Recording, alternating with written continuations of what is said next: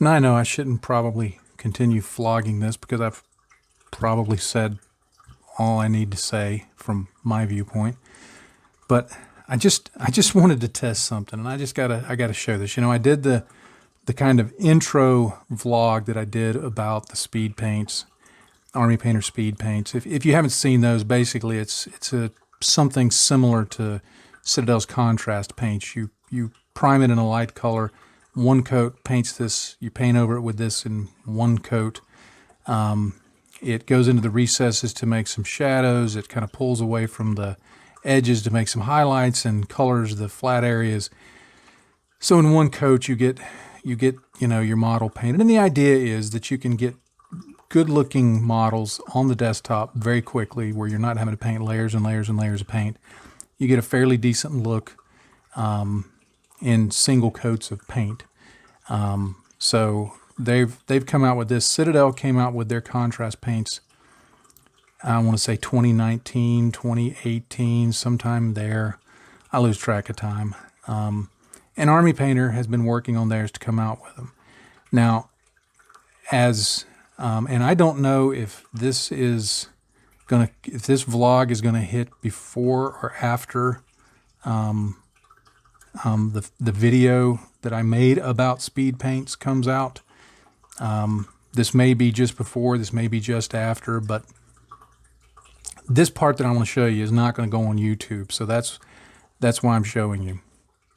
Now, in that video, I had painted just D&D miniatures. I just mainly got them to put some paint on, and I did some experiments on them. I painted on them.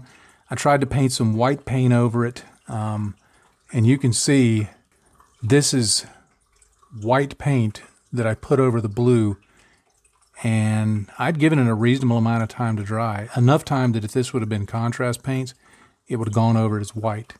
It tinted it. That was white paint. It's now light purple paint.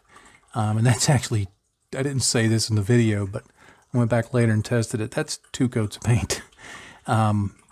So the problem that people are pointing out is reactivating. And Army Painter is saying, no, that's a feature. We knew about that, whatever. They didn't mention it until people started pointing it out. And then they said, well, you're just supposed to put the speed paint on, then you're supposed to give it a coat if you're going to do a clear coat if you're going to do anything else over it. And they work in that instance. If you painted everything on there and then you gave it a clear varnish coat, you could do anything over it or you could use it as is. It's good to go. But I've read some things that are very critical of them, but a lot of things that are really defending them. This is my opinion, purely my opinion. Some of the defenses go beyond just, okay, they work like they're supposed to. You need to put a clear coat over it, and then you can do them this way. They're not designed to be a one-to-one analog for contrast paints. That's what Army Painter is saying, so we take them at their word for it. But here's what kind of gets my goat about this. This was actually painted 2 weeks ago. Now, I've got this Q-tip, and I just dipped it in some water. Now, if I go at it lightly, no color comes off. Well, maybe a tiny bit. If I go at it a little harder, it starts taking the color off. It's been 2 weeks. This is an acrylic. I get what they're saying.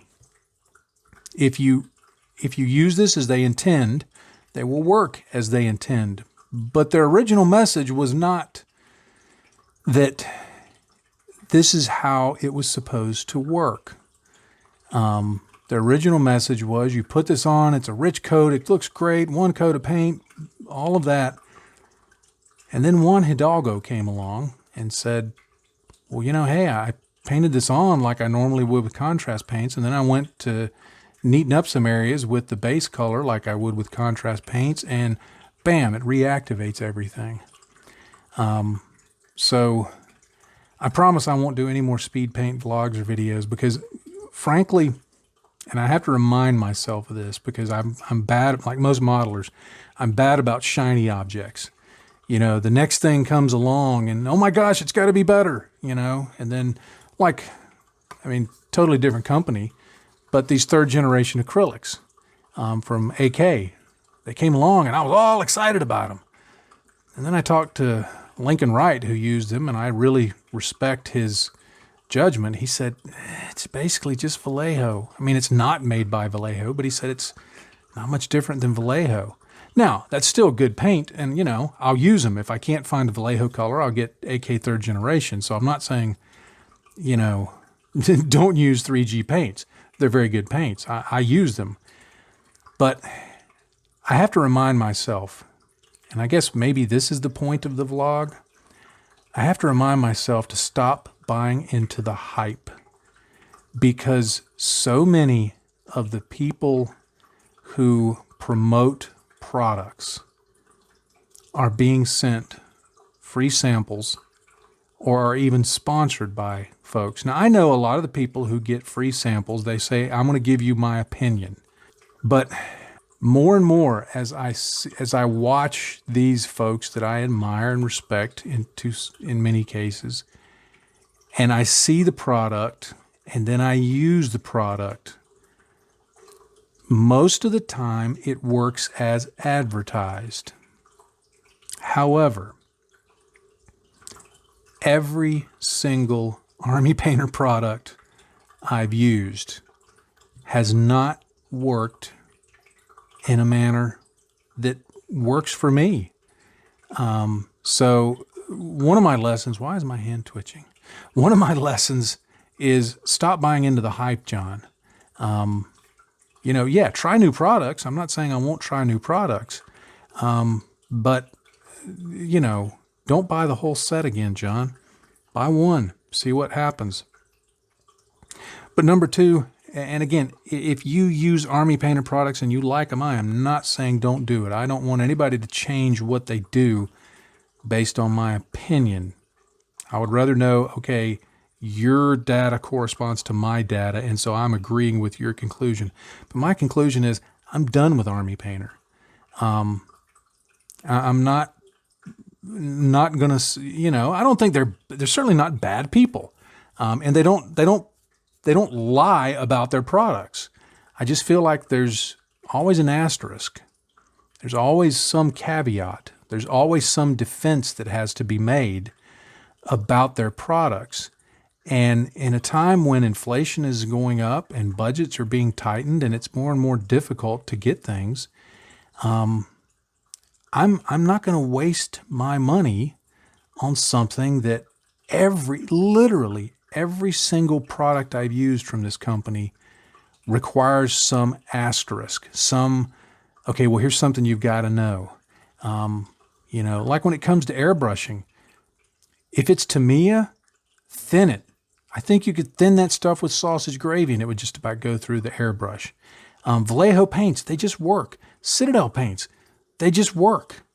Mr. Color, it just works.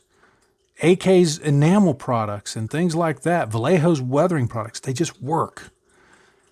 The stuff that Army Painter does, the paints, the washes, the primer, and now these speed paints, even the brushes, every one of them has some kind of, it seems like, caveat.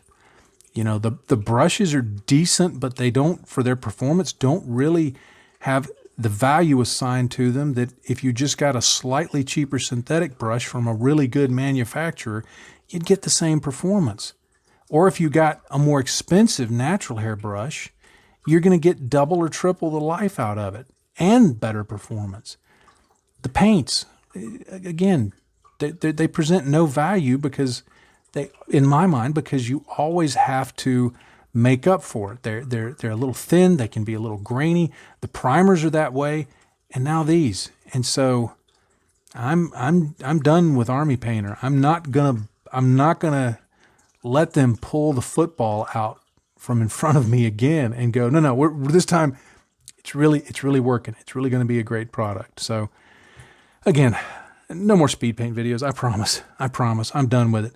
I don't know that I will throw these away, but I will probably put them in a bag, put them in a drawer, And maybe 5 or 6 years from now, if I'm still doing vlogs, I'll go, hey, look what was in this drawer. And then I'll throw it in the trash. If anybody really, really, really wants to have some speed paint, contact me through a private message. I will repeat that, a private message. I'll be glad to give them to someone. But contact me through a private message. First one to contact me that's interested in them, that's the one that'll get them.